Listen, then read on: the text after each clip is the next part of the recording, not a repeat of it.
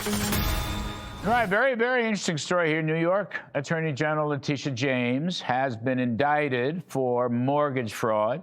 We're watching the story very carefully. We will update you as more details come in. I can't think of two people better to talk about this than Miranda Devine, ace New York Post columnist, Fox News contributor, and Caroline Downey, National Review columnist. Ladies, first of all, welcome. What a shocker.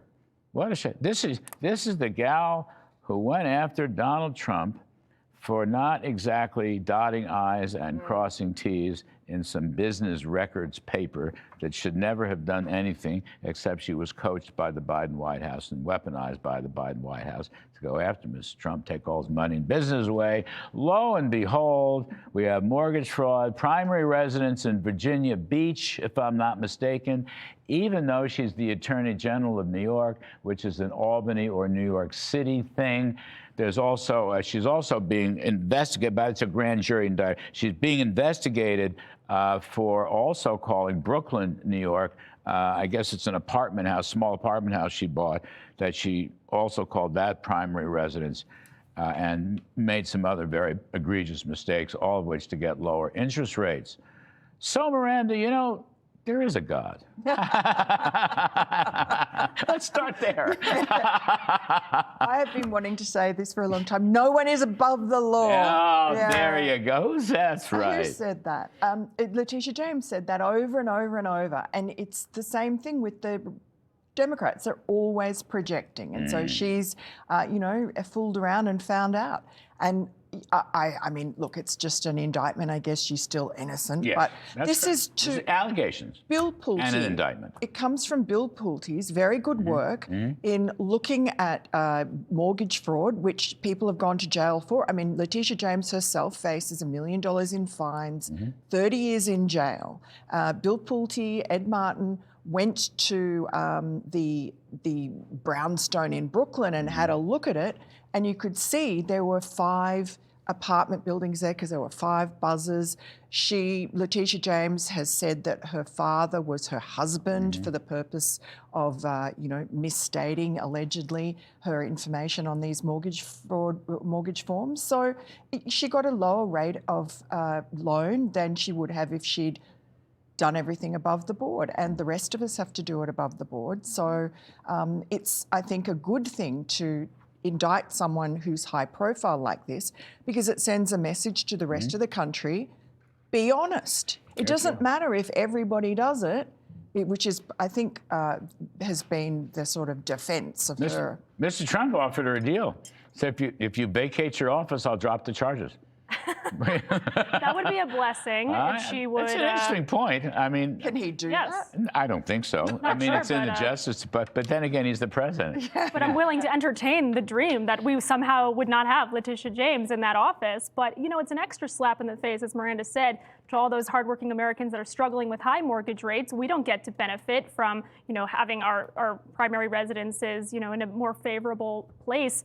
And yeah, I think that she allegedly misregistered them is very sad, and it's definitely, you know, it's not helpful. Her entire campaign, when she ran for Attorney General, was against Trump. She ran against Trump. She had nothing to do with the law, her policies, her principles, nothing. Okay. And as Miranda reminded us, she kept saying no one's above the law, no one's above the law. And she found this cockamamie case, which every single legal mind I know of, I mean, who's not a paid member of the Democratic National Committee or the Biden White House, every single legal mind said it was the stupidest thing they ever saw, okay? And an appeals court has already thrown out part of it, but not all of it. But it is interesting. My point here is the day when you can run against Trump, and that's your campaign, and I think New Jersey may prove this too, I think those days are coming to an end. That's what I think.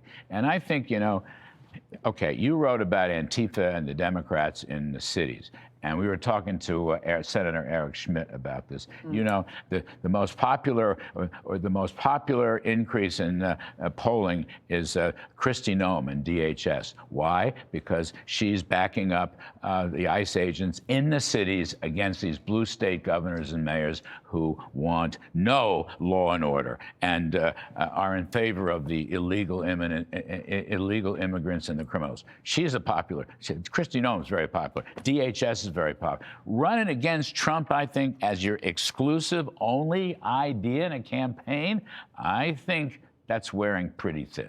And I think Trump was right to declare war on Antifa. I think this is a great campaign because Antifa, starting with the Summer of Love, and the media has been one of the most complicit, partners in all of this by refusing to cover left-wing violence, pretending it doesn't exist. And now Antifa has been reborn because, as Miranda wrote so aptly in her piece, now that Trump's in power, they're taking this as an opportunity to wreak havoc again. And they are effectively using blackmail. They're saying, okay, well, since you refuse, Trump, to import millions of illegal unvetted aliens, and actually you're deporting those who are here illegally, we're going to destroy your cities. That is the blackmail that they're using. And we have to nip this in the bud. And I'm glad that Trump called all those.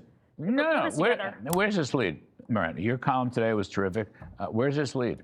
Well, it looks as if Pritzker, particularly Governor Pritzker from Illinois, who is setting himself up as a presidential candidate. I mean, it seems completely unlikely. He's such a repellent person.